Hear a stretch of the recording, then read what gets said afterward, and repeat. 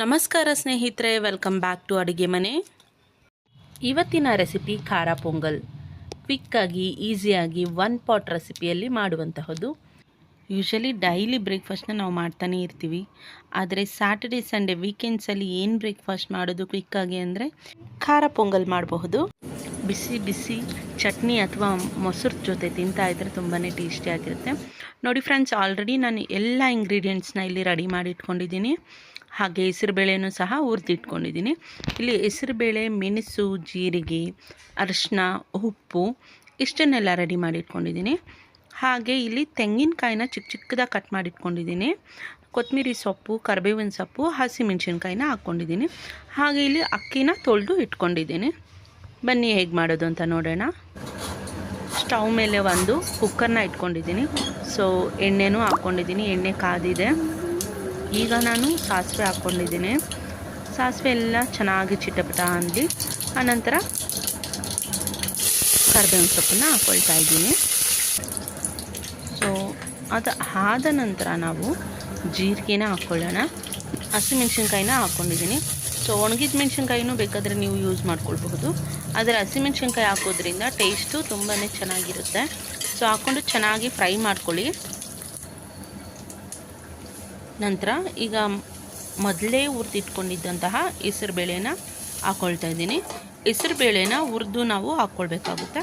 So ಈಗಾಗಲೇ ನಾನು ಹುರ್ಕೊಂಡಿದ್ದೀನಿ, ಹಾಕ್ಕೊಂಡು ಚೆನ್ನಾಗಿ ಮಿಕ್ಸ್ ಮಾಡ್ಕೊಳ್ಳೋಣ. ಅದು ಸಹ ಎಣ್ಣೆಯಲ್ಲಿ ಚೆನ್ನಾಗಿ ಫ್ರೈ ಆಗಬೇಕಾಗುತ್ತೆ. ಆಲ್ರೆಡಿ ಫ್ರೈ ಆಗಿದೆ, ಲೈಟಾಗಿ ಎಣ್ಣೆಯಲ್ಲಿ ಫ್ರೈ ಮಾಡ್ಕೊಳ್ಳೋಣ. ಈಗ ತೊಳೆದಿಟ್ಕೊಂಡಿರುವಂತಹ ಅಕ್ಕಿನ ಹಾಕ್ಕೊಳ್ತಾ ಇದ್ದೀನಿ.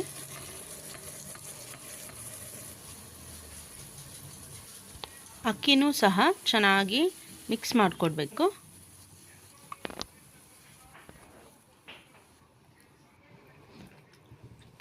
ಈಗ ನೀರು ಹಾಕ್ಕೊಳ್ತಾ ಇದ್ದೀನಿ. ಯೂಶ್ವಲಿ ಅನ್ನ ಮಾಡುವಾಗ 1 ಗ್ಲಾಸ್ಗೆ 2 ಗ್ಲಾಸ್ನಷ್ಟು ನೀರು ಹಾಕ್ಕೊಳ್ತೀವಿ. ಸೊ 1:2 ರೀತಿಯಾಗಿ. ಆದರೆ ಪೊಂಗಲ್ಗಾದರೆ 1:3 ಅಂತ ನಾವು ನೀರನ್ನ ಹಾಕ್ಕೊಳ್ಬೇಕು. ಯಾಕಂದರೆ ಪೊಂಗಲ್ ಅಂದರೆ ಸ್ವಲ್ಪ ಮೆತ್ತಿಗೆ ನೀರು ಥರ ಬರಬೇಕಲ್ಲ. ಸೊ ಹಾಗಾಗಿ 1:3 ಆಗಿ ನೀರನ್ನ ಹಾಕ್ಕೊಳ್ಬೇಕು. ನೋಡಿ, ನೀರೆಲ್ಲ ಚೆನ್ನಾಗಿ ಹಾಕ್ಕೊಂಡಿದ್ದೀನಿ. ಈಗ 1/4 ಸ್ಪೂನ್ನಷ್ಟು ಅರಿಶಿನ ಹಾಕ್ಕೊಂಡಿದ್ದೀನಿ.